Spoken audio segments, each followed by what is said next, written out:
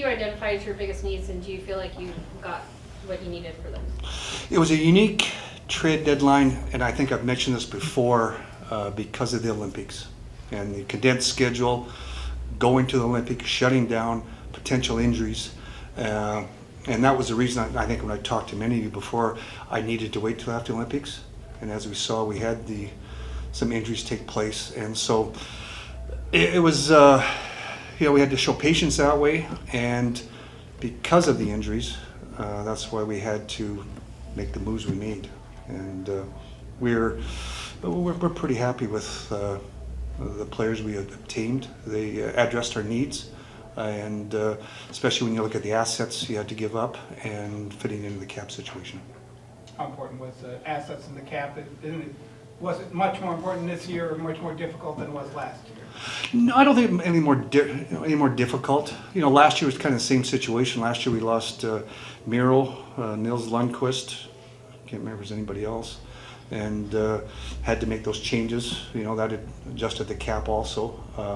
Really no different. We were fortunate and unfortunate. You lose a player like Seguin, but we're fortunate to be able to use his cap situation to obtain the players we did.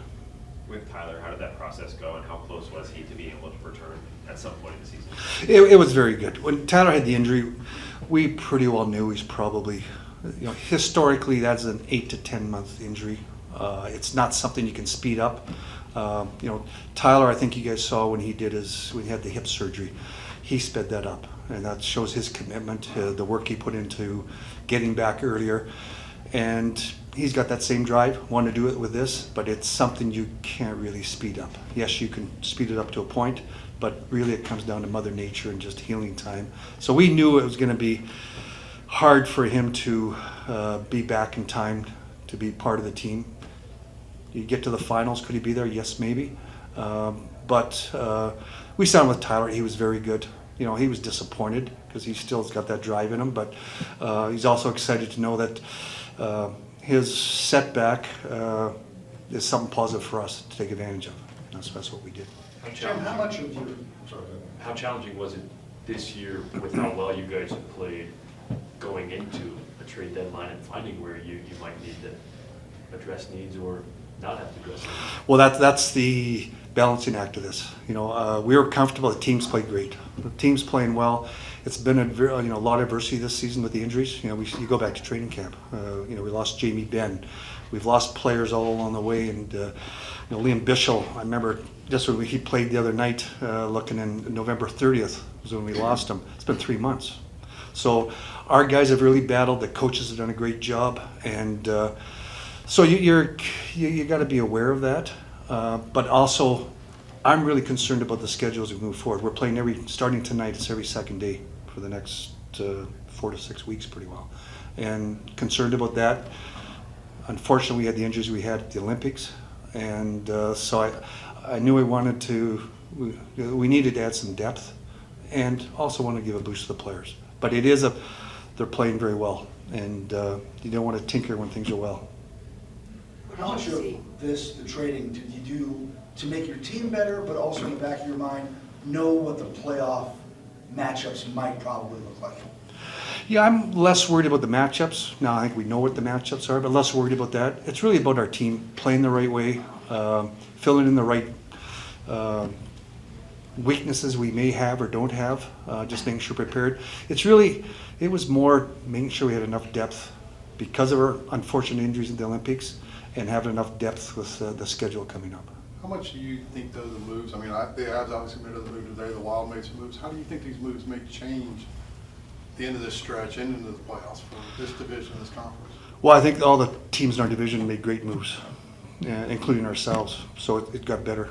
I tip my hats to I was just talking to somebody else up in Canada, and all these teams have great coaches, great players, great management. They've done a good job, and that's why these teams are where they're at.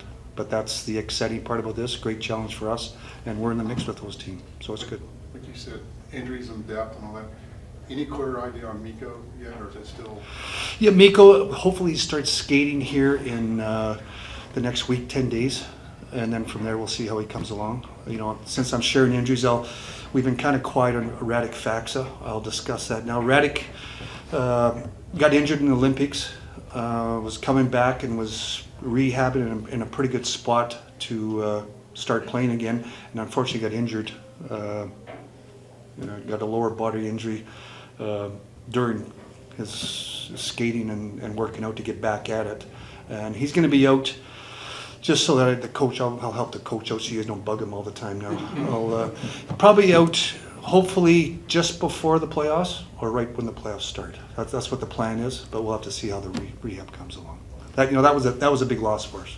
That kind of changed our direction. Also, we knew the Mikkel thing at the Olympics.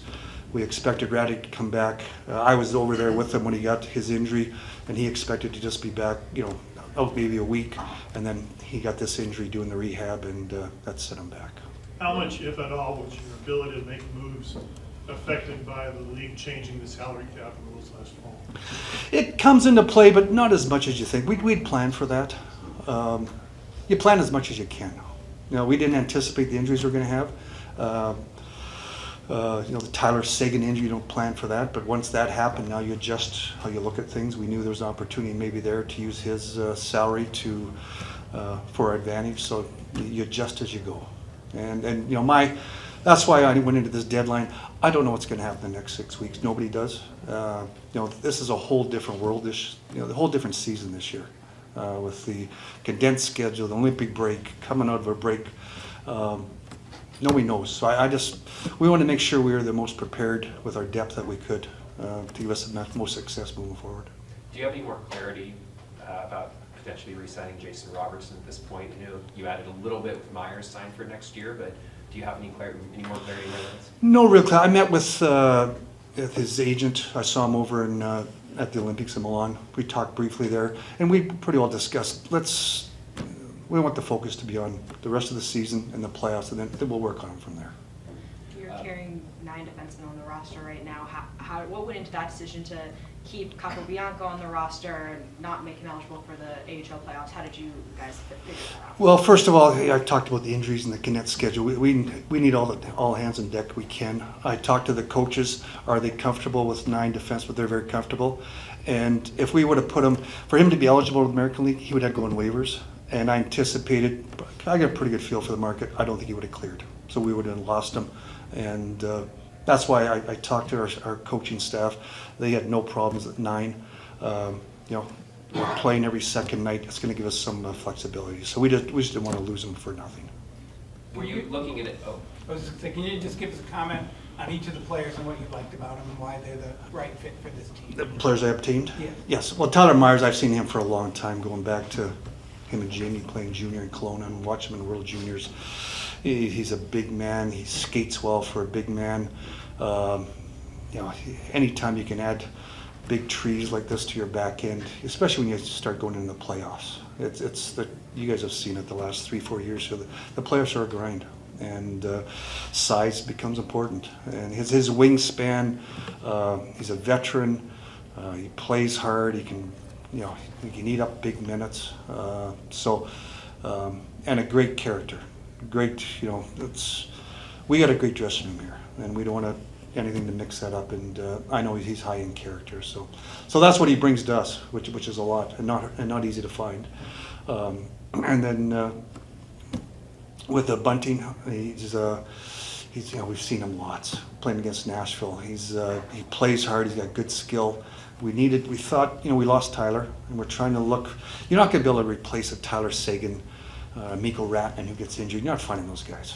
And if you are, the price you're going to pay, we couldn't do that anyways. So he's a guy that can fit into that top 6, top 9. He can move up and down your lineup. He can play with skilled players. He can play, different roles, and he plays hard. He plays playoff style hockey. You mentioned both Petrovic and Capobianco and the chances that you could have lost those players on waivers. But is it in some way kind of a little bit of a, nod to the fact that they have contributed all season long to help you guys be where you are, to kind of keep them here for a playoff run? Yeah, well, Yeah, they've been a big part of our team. You know, we go back to the start of the season, the injuries we had, you know, those guys, were they projected to be on our team, who knows? But right from the start, we had injuries, so they had to come in and fill in, and have done a great job. So yes, there's loyalty, but, you know, in the end, I got to make the right decisions for the team, and the right decision was to keep those guys. They deserve to be here, and I get back to, once again, it's about depth right now. The next 6 weeks, and then hitting the playoffs. You know, you guys saw last year how quick, you know, all of a sudden we lost Nils Lundqvist, and a week later we lost Heiskanen. And this team deserves to have that opportunity to have put the best team in the ice in the event of injuries. So those guys have been a big part of it. They've played well. And because of that, that's why if we put them on waivers, they weren't clearing. They were getting picked up by other teams. So it's just not the right thing to do. Were you close on any other deals, whether it was about creating more cap space or bringing in more help? Were there some other things that came close to getting done? Well, there was a lot of talk. Yes, a lot of talk. And we had to have situations that fit, first of all, assets. You know, I've been a bad GM here the last 3 years. I've been giving away first round picks like they're candy and stuff. So we don't have a lot of assets that way. And so it has to be the right fit. And then financially, you know, cap wise, it's got to be the right fit also. And so there was a lot of different things going on, a lot of talk. A lot of things came down to the wire. But we were fortunate to get a lot of our work done the day before, which made it a little bit more relaxing, that if something fell in our lap, we could do it, but if not, it wasn't a pressure point. With just the Fox's timeline, the fact that he looks like he'll be back around the start of the playoffs, did that take the pressure off of trying to maybe find someone to replace him or help that position? Did it? Not really, probably the opposite. You know, we come out of the Olympic break, I knew Mikko got hurt, I knew Radek got hurt in Milan also, but talking with him over there, I knew he was coming back pretty quick. And all of a sudden this happened the week after the Olympics, just when we're starting up. That kind of changed the tune a little bit. You know, Radek's a big part of this team, and he's a big, heavy body. Hard to find those type of guys. And so we knew we probably had to fill in a little bit of void there. That's where Bunting comes into play a little bit, plays the same style of hockey. And you know what? We've been very fortunate. We're on this 10-game run. The evolution of some of the players have probably made it a little bit easier.